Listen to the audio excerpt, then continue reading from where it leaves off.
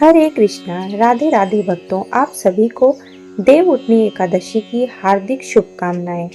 आज की वीडियो में हम जानेंगे साल 2025 में देव उठनी एकादशी का व्रत कब है, इसका पारण कब किया जाएगा, क्या इस दिन भद्रा भी लग रही है और क्या रविवार के दिन तुलसी की पूजा कर सकते हैं। इन सब की जानकारी आपको इस वीडियो के माध्यम से मिलने वाली है। अगर वीडियो आपको उपयोगी लगे तो चैनल को सब्सक्राइब और वीडियो को लाइक अवश्य करें। तो चलिए शुरू करते हैं।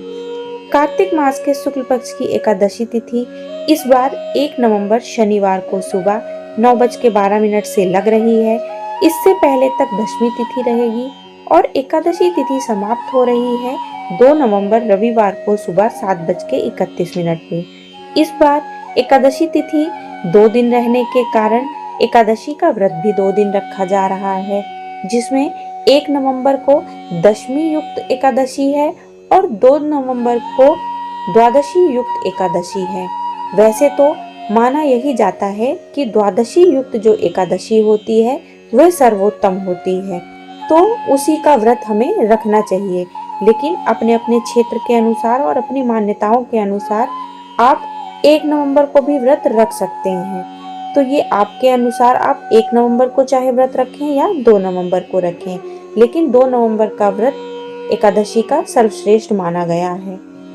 इस बार 1 नवंबर शनिवार को भद्रा भी लग रही है।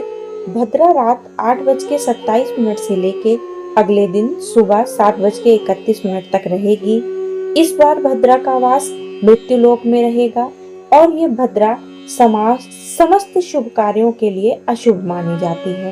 भद्रा काल में आप कोई भी शुभ काम नहीं करते हैं, लेकिन आप भद्रा काल में पूजा पाठ वगैरह कर सकते हैं। 1 नवंबर शनिवार को ब्रह्म मुहूर्त सुबह 5 बजे से 5:48 तक रहेगा।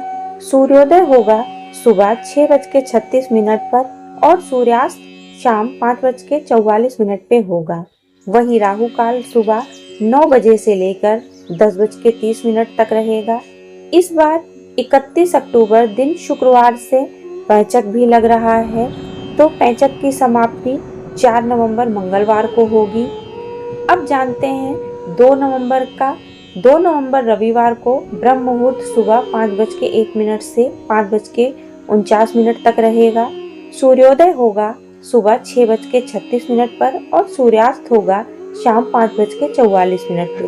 प्रातः काल पूजा आप सुबह 5:16 से 6:34 के बीच में कर सकते हैं और सायंकाल की पूजा का समय 5:35 से 6:33 तक की जाएगी। इस दिन भद्रा सुबह 7:30 बजे तक समाप्त हो जाएगी। राहु काल दोपहर 4:30 से शाम 6 बजे तक रहेगा। और ध्यान रखिए, भद्रा में भले ही आप कोई शुभ कार्य नहीं करते, लेकिन आप इस दौरान पूजा पाठ कर सकते हैं। कार्तिक मास का स्नान कर सकते हैं, कार्तिक मास की पूजा कर सकते हैं, आप कार्तिक मास का दान कर सकते हैं, कोई भी इस तरह के पूजा पाठ दान आदि आप कर सकते हैं। एकादशी नियमों के अनुसार जब तक हरिवासर रहता है एकादशी का उपवास नहीं खोला जाता और हरिवासर का समय 2 नवंबर रविवार को दोपहर 12:30 तक समाप्त होगा। ऐसे में जो श्रद्धालु शनिवार के दिन एकादशी का व्रत रखना चाहते हैं, उन्हें शनिवार के दिन पूरा दिन उपवास रखकर रविवार को भी आधे दिन तक उपवास रखना होगा, यानी हरिवासर के बीतने की प्रतीक्षा करनी होगी। और जो श्रद्धालु शुद्ध एकादशी यानी 2 नवंबर रविवार को व्रत रख के फिर 3 नवंबर सोमवार को अपना व्रत खोलना चाहेंगे, तो उनके लिए 3 नवंबर सोमवार को व्रत पारण मुहूर्त रहेगा सुबह 6:34 से 8:46 तक। नियमों के अनुसार रविवार के दिन तुलसी जी को स्पर्श नहीं किया जाता, तो इस दिन आप सुबह शाम उनको दीपक जला सकते हैं और आप इस दिन उनको जल ना चढ़ाएं, ना ही उनके पत्ते तोड़ें। आपको एक दिन पहले ही उनके पत्ते तोड़ के रख लेने हैं पूजा के लिए। अगर आप रविवार के दिन व्रत का पारण कर रहे हैं या आप रविवार के दिन व्रत रख रहे हैं, दोनों ही स्थितियों में आप तुलसी जी पे जल नहीं चढ़ाएंगे, सिर्फ वहाँ पे दीपक ही जला सकते हैं। देव उठनी एकादशी के दिन तुलसी जी का विवाह भी किया जाता है। ऐसे में इस बार अगर आप चाहें तो रविवार के दिन तुलसी जी का विवाह कर सकते हैं, नहीं तो शनिवार के दिन आप तुलसी जी का विवाह करके रविवार के दिन आप एकादशी का उपवास रख सकते हैं।